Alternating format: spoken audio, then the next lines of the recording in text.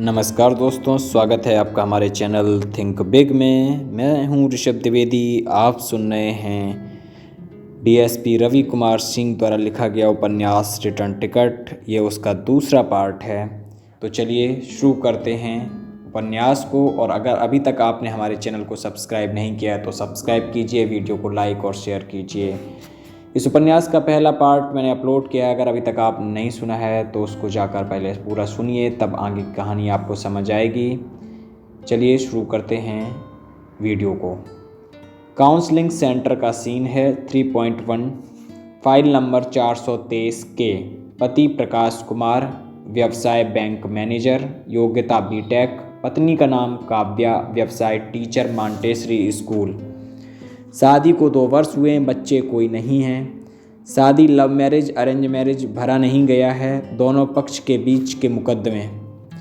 पत्नी द्वारा दर्ज अभियोग मुकदमा अपराध संख्या 36/2020, थाना XYZ, धारा 498A, 376/377।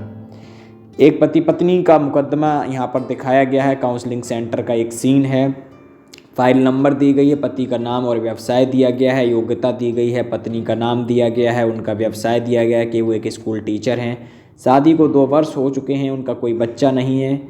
शादी लव मैरिज है कि अरेंज मैरिज है ये फॉर्म में भरा नहीं गया है। दोनों पक्ष के बीच के जो मुकदमे में अपराध संख्या लिखी है वो भी है 36/2020, यानी कि ये सन 2020 का मुकदमा है। 36 नंबर का थाना भी जो है वो दिया नहीं गया है। धारा 498A, 376 और 377 में अभियोग पंजीकृत है। पति द्वारा दर्ज अभियोग मुकदमा अपराध संख्या 61/20, धारा 307/323 है। 307 मतलब जान से मारने का होता है कि जान से मारने की कोशिश की गई लेकिन बच गया।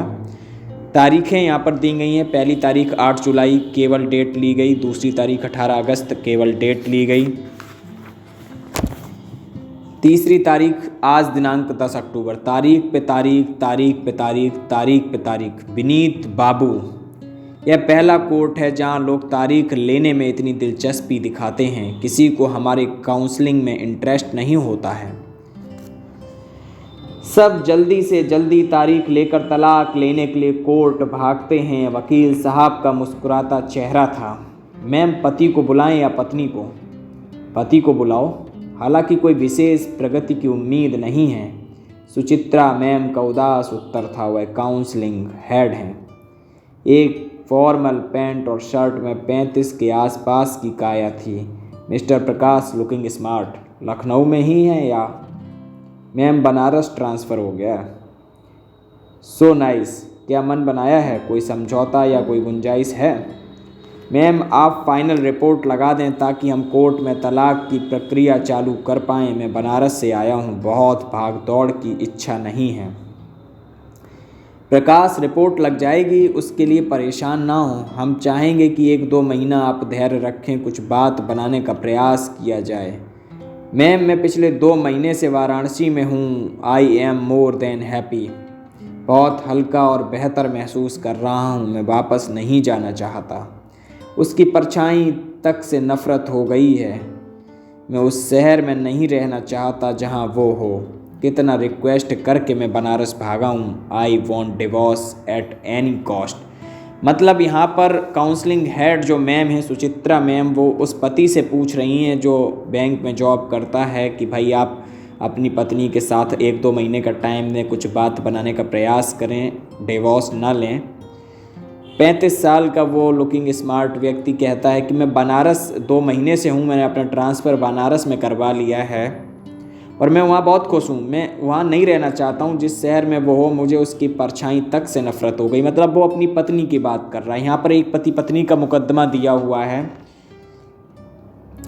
परछाई तक से नफ़रत हो गई है। वकील साहब ज़ोर से हंसे। Mister Rajendra, please. Sorry ma'am. Mister Prakash, आप लोगों के बीच के मुकदमे उनको कहाँ लेकर जाएंगे?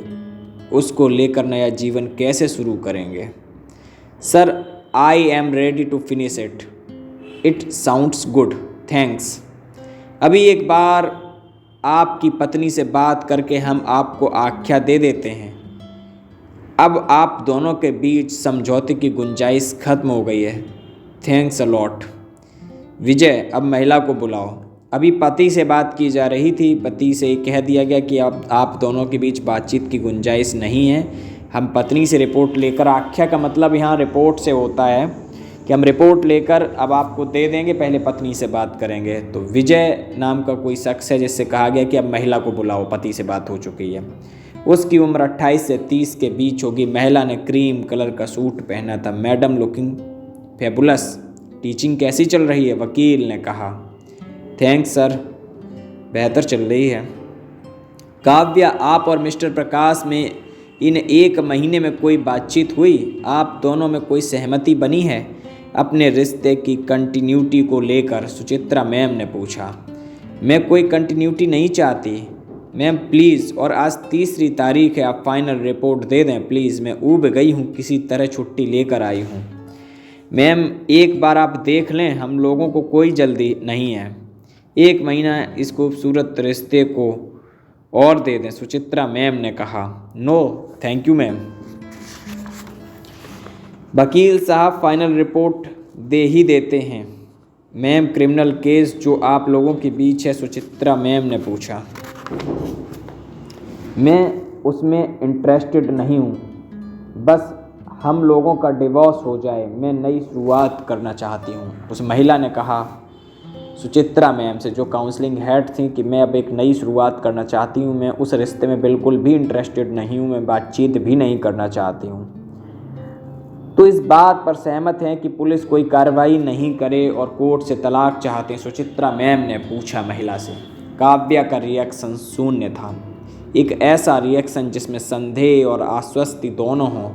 विन्नी को लगा कि इतने औपचारिक माहौल में मीडिएशन की यही नियति है। ओके मैम, अभी थोड़ी देर में आख्या तैयार करके आप दोनों को एक प्रति दे देते हैं, वकील ने कहा।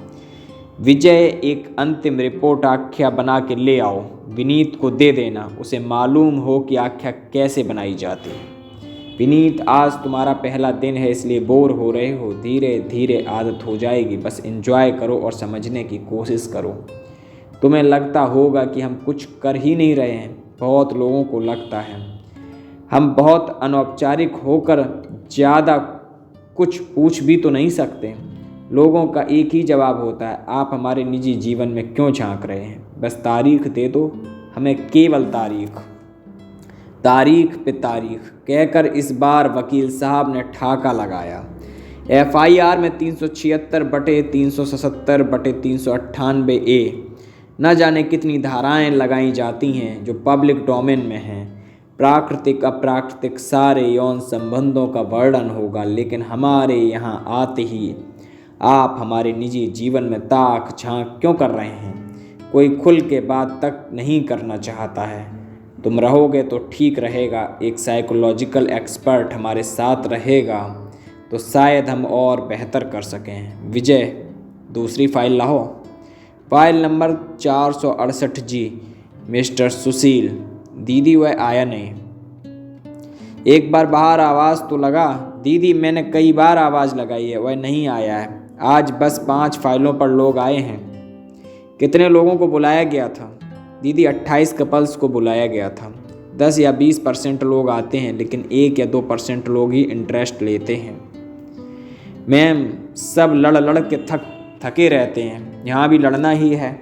विजय, चाय ले आओ, आज थका सा लग रहा हूँ। जिस फाइल के लोग आए उन्हीं को भेज दो, पहले कोई फ्रेश फाइल भेजना। विनीत पहला स्टेप देखें, वकील साहब ने कहा।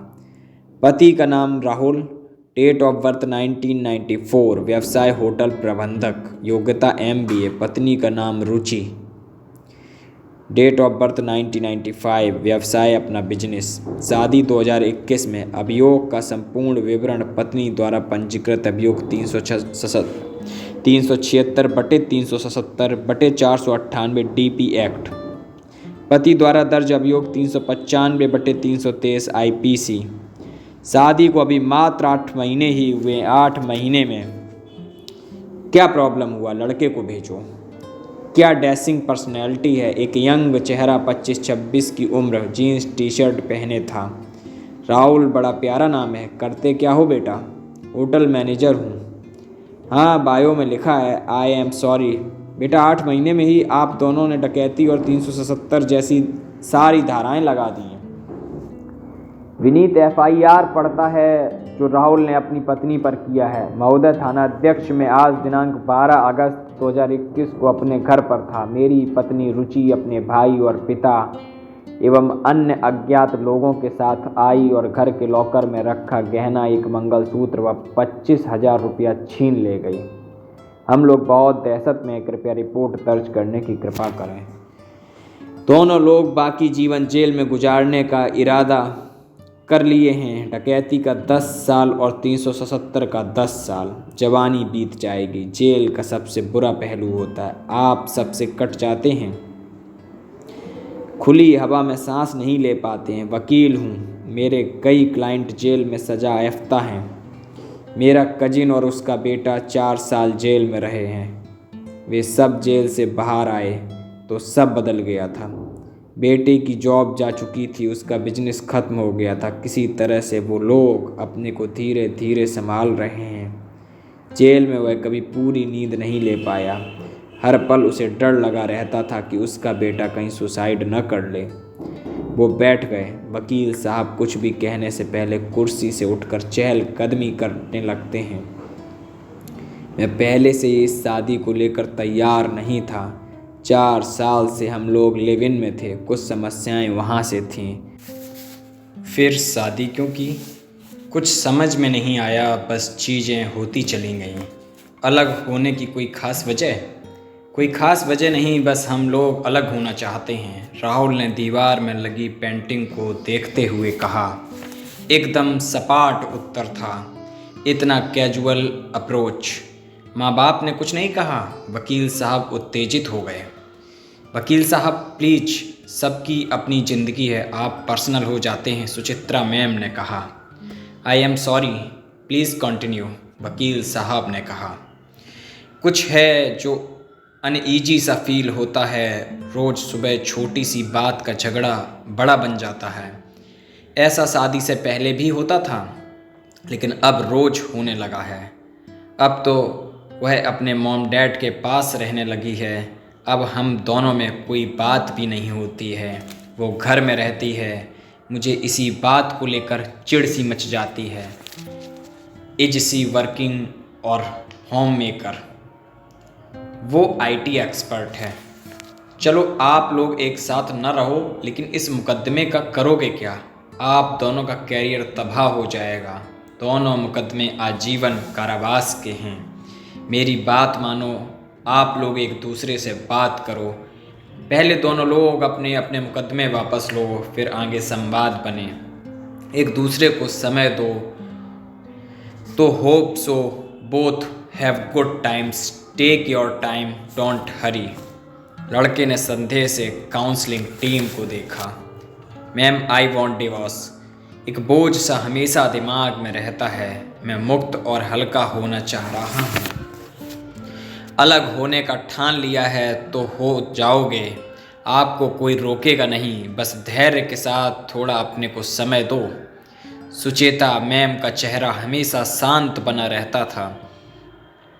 तो नेक्स्ट डेट कब रहेगा मैम? मुझे अमेरिका जाना है। आप जब कंफर्टेबल हों। कितनी डेट बाद काउंसलिंग को कंप्लीट माना जाएगा? शायद 3। बेटा आप रिश्ते को समय दो, केवल डेट लेने के चक्कर में ना पड़ो। हम तो चाहते हैं कि आप टाइम लो। Thanks all you. विजय, लड़की को भेज दो। रुचि, आवाज़ लगाई जाती है। Yes ma'am, from Lucknow. और मैम बेसिकली हम लोग सीतापुर से हैं, लेकिन अब लखनऊ सेटल्ड हैं। बेटा आपने एक FIR की है, मैं उसका कंटेंट पढ़ती हूँ। थाना अध्यक्ष महोदय मैं रुचि पुत्री राम कुमार, मेरी शादी दिनांक 14 फरवरी 2021 को राहुल से हुई है। राहुल और उसके परिवार वाले शादी के बाद से ही मुझे दहेज के लिए प्रताड़ित कर रहे हैं। दिनांक 7 मार्च को मुझे प्रताड़ित करने के लिए राहुल ने अप्राकृतिक यौन संबंध बनाया और अपने पिता और भाई को बलात्कार के लिए सौंप दिया।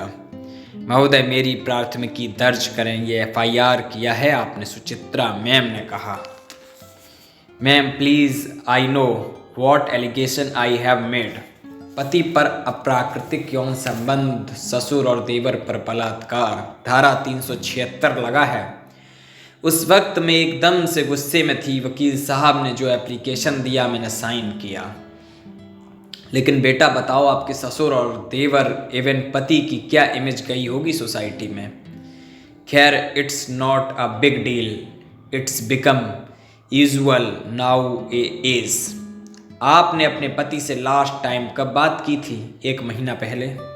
लिव इन में आप लोग रहे 4 साल, फिर शादी के 8 माह बाद मुकदमेबाजी। क्या नई शुरुआत की कोई संभावना है? आप लोगों का रिलेशन तो पुराना है, पुराना रिश्ता तो एक मैच्योरिटी लाता है। नो मैम, मैं राहुल के साथ कोई नई शुरुआत नहीं चाहती। I am made up with this guy. मैं शादी के लिए भी अनकंफर्टेबल थी, वो तो राहुल की जिद थी। आपका मन नहीं था? I was not sure. फिर शादी हुई तो मुझे अपने निर्णय पर पछतावा होने लगा। कुछ तो था जो मुझे कुछ गलत लगने लगा था, जैसे कि अचानक घर में जाले लगे हों, जैसे कि छत नीची हो गई हो, जैसे चप्पल गीली हो गई हो आदि। रोज़ सुबह मैं अपने आप से लड़ती थी। फिर एक दिन मैंने अपने आप से कहा कि अब बहुत हो गया, मुझे अपने रास्ते अलग करने पड़ेंगे।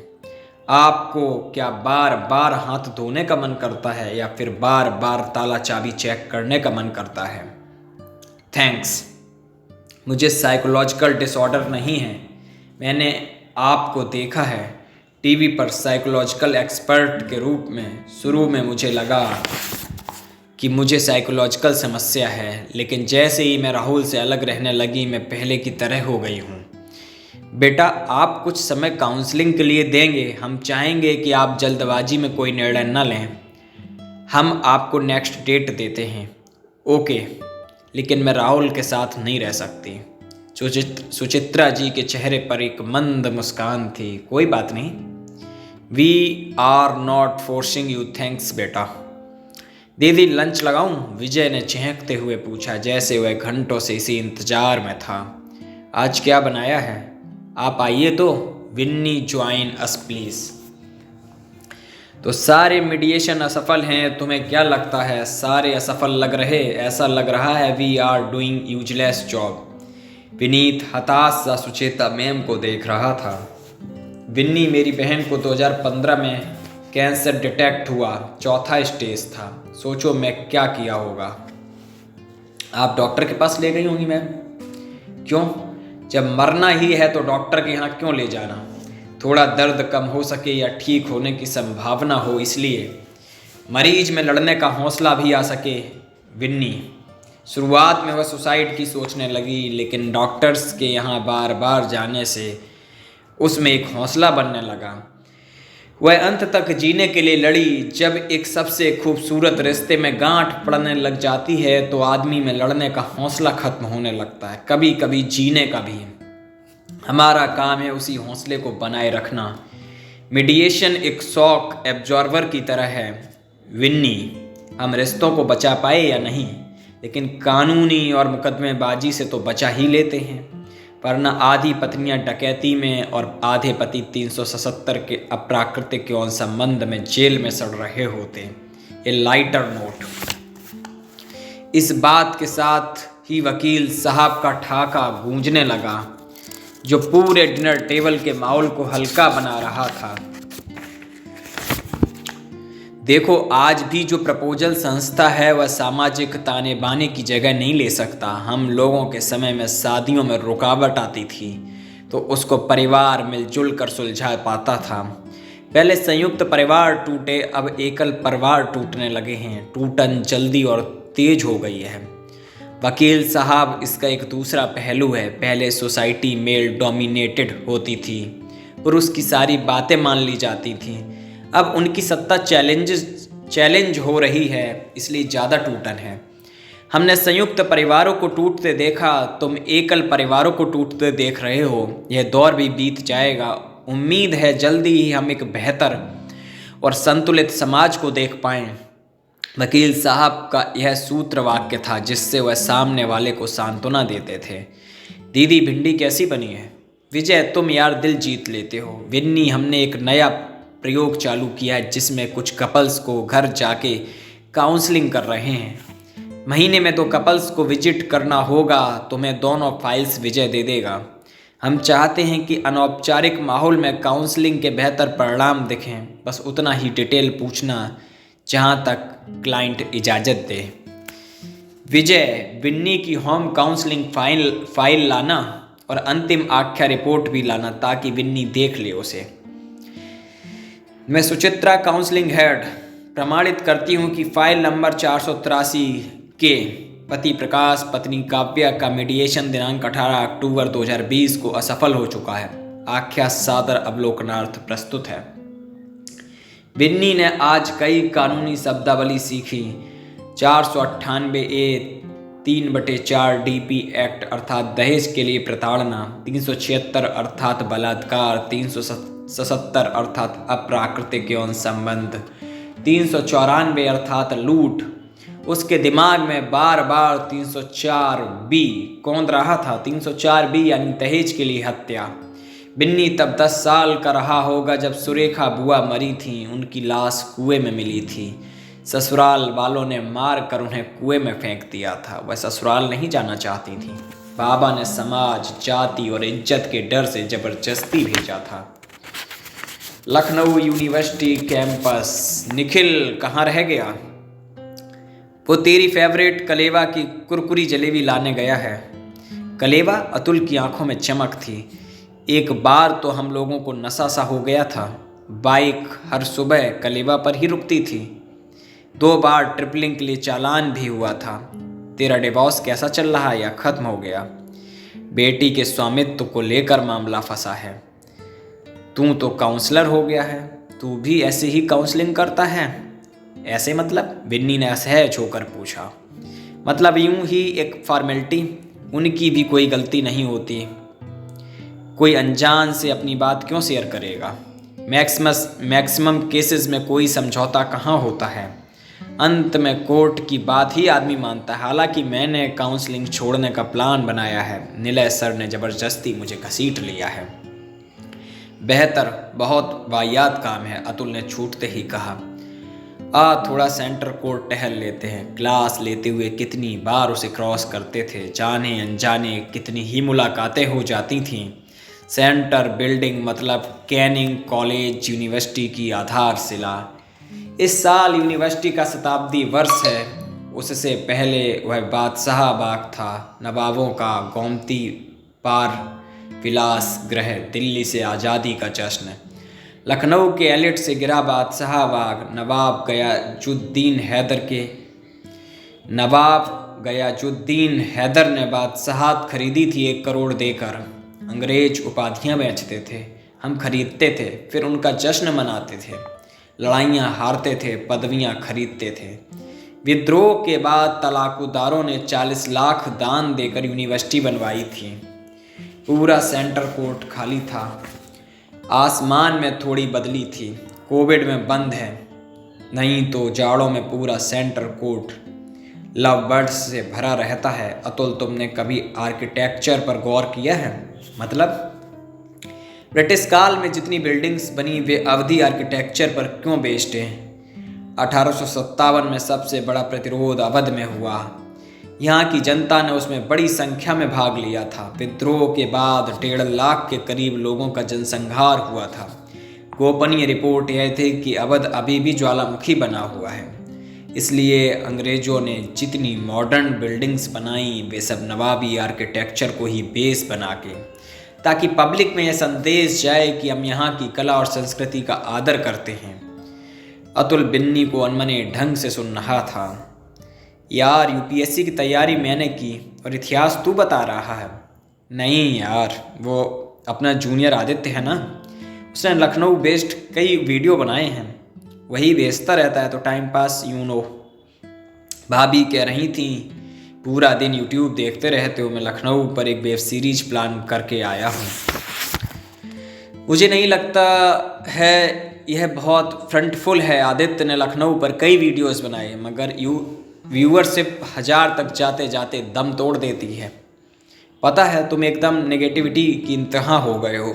एक किताब लिख कर बैठ गए और उसके आगे कुछ करना भी नहीं है। साले एक दिन ख़त्म हो जाओगे।